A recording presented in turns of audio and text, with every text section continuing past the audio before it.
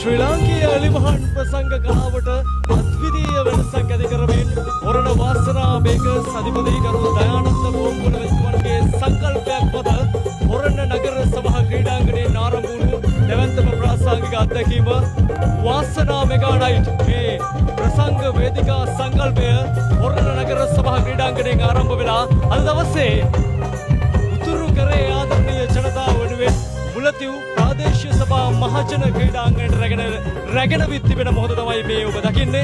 මේ මොහොත වන විට ලහි ලහියේ සූදානම් වෙන ආකාරය ඔබ මේ දකින්නේ. සියලුම ශබ්ද වාහිනී පරිපතයන් පරීක්ෂා කරමින් ප්‍රසංගය ආරම්භ කිරීම වෙනුවෙන් සියලුම කටයුතු මේ වෙනුවෙන් සූදානම් වී හමාරයි.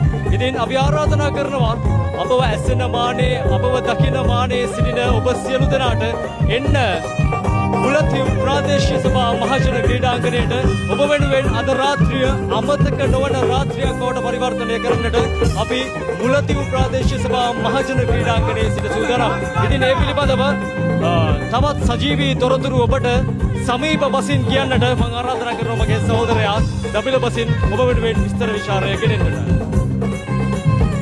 ஆம் வணக்கம் அன்பார்ந்த வாசனா டிவி நேயர்களே, உங்கள் அனைவரையும் மீண்டும் சந்திப்பதில் மிக்க மகிழ்ச்சி அடைகின்றேன். ஆம், நாம் அனைவரும் எதிர்பார்த்து கொண்டிருந்த வாசனா பேக்கர்ஸின் 30 வருட கால வளர்ச்சியை முன்னிட்டு தற்போது எங்களுடைய முல்லைத்தீவு தமிழ் பேசும் மக்களுக்காக இந்த முல்லைத்தீவு பொது மைதானத்திலே தற்போது கோலாகலமான அக்னி இன்னிசை நிகழ்வு தற்போது ஆரம்பிக்கப்பட இருக்கின்றன. அதற்கான சகல ஏற்பாடுகளும் நடந்து வண்ணம் காணப்படுகின்றன.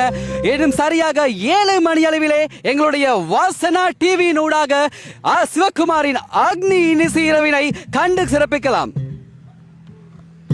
ඒ විදිහට ඔබට සමීප බසින් තොරතුරු ගෙනෙද්දී කියන්නට තිබෙන්නේ අද දවස අද රාත්‍රිය අමතක නොවන රාත්‍රියක් බවට පරිවර්තනය කරන්නට සියලුම කටයුතු මුලතිව් ප්‍රාදේශීය සභා මහජන ක්‍රීඩාංගණය තුල සූදානම්. ඉතින් නිවසේ සිට නරඹනවා නම් වාසනා ටීවී හරහා මේ සියල්ල සජීවීකරණය කරන්නට අපි සූදානම් වෙන්නවා. ඉතින් ආරාධනා කරන්නේ එන්න මුලතිව් මහජන ක්‍රීඩාංගණයට සජීවීව නරඹන්න වාසනා ටීවී හරහා.